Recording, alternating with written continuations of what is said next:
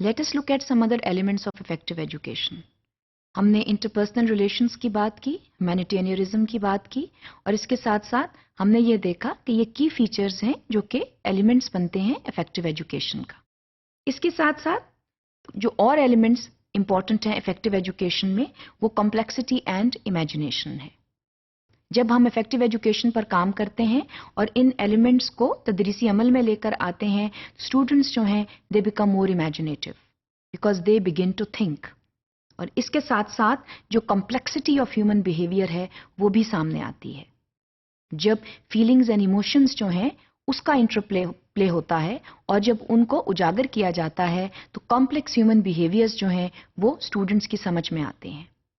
And it is very important for them to understand complex human behaviours, क्योंकि ये complex human behaviours बहरहाल practical life में उनकी मदद देते हैं उनको. इसलिए अगर हम स्कूल की ज़िंदगी में उनको इन चीज़ों में से गुजारें और उनको इन बातों पर तवज्जो दें और उनको ये सब कुछ सिखाएं, तो स्टूडेंट्स जो हैं they can then grow up and become powerful members of society. So as I said earlier that if we preclude this into the curriculum, उसमें यह होता है कि फिर आपको इस पर इंडिविजुअल तवज्जो देने की ज़रूरत नहीं होती.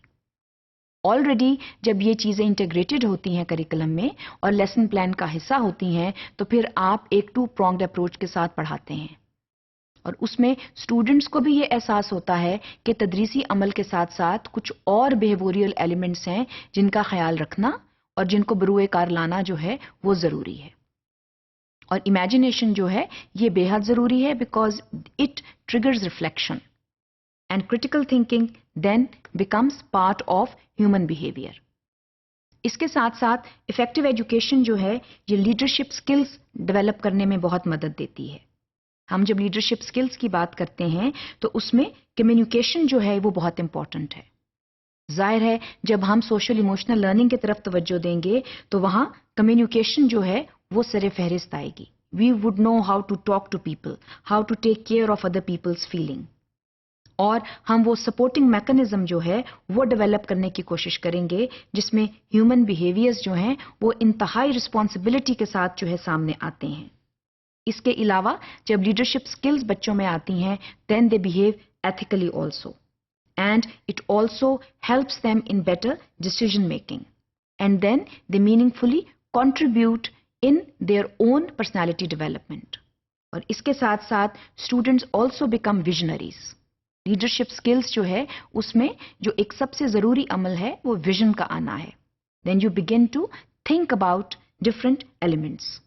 लीडरशिप स्किल्स जो हैं वो टीम वर्क की डेवलपमेंट में भी मदद देती है, क्योंकि टीम वर्क जो है जाहिर है हमने पहले इंटरपर्सनल रिलेशंस की बात की थी, उसके ज़रिए टीम वर्क आता है.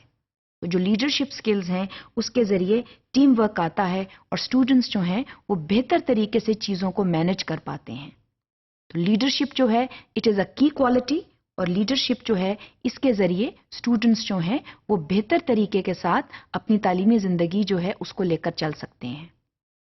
इसके साथ साथ जो चीज़ एसोसिएटेड है विद इफेक्टिव एजुकेशन और उसका एक इम्पॉर्टेंट एलिमेंट बनती है वो कैरेक्टर है. Character building is absolutely important and that needs a lot of attention in the school. जब हम तदरीसी अमल पर बेहद तवज्जो देते हैं और कैरेक्टर डेवलपमेंट पर तवज्जो नहीं देते तो ये एक अधूरा अमल है जो हम करते हैं.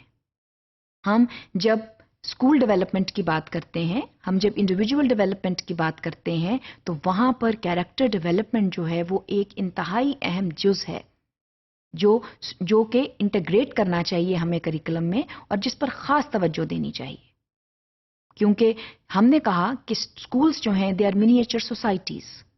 ये एक छोटी सी सोसाइटी है जो कि स्टूडेंट को मौका दे रही है कि वो बेस्ट बिहेवियर्स जो है वो सीखे, और उसमें कैरेक्टर डेवलपमेंट जो है वो उसका एक बहुत अहम किरदार है. इस चीज़ पर तवज्जो देनी चाहिए कि स्टूडेंट्स जो हैं वो अपनी तालीमी ज़िंदगी के साथ साथ और क्वालिटीज़ जो हैं वो भी सीखें, और वो तभी सीख सकते हैं जब वो एक सिस्टमैटिक प्लानिंग के साथ उनको वो चीज़ें सिखाई जाएं.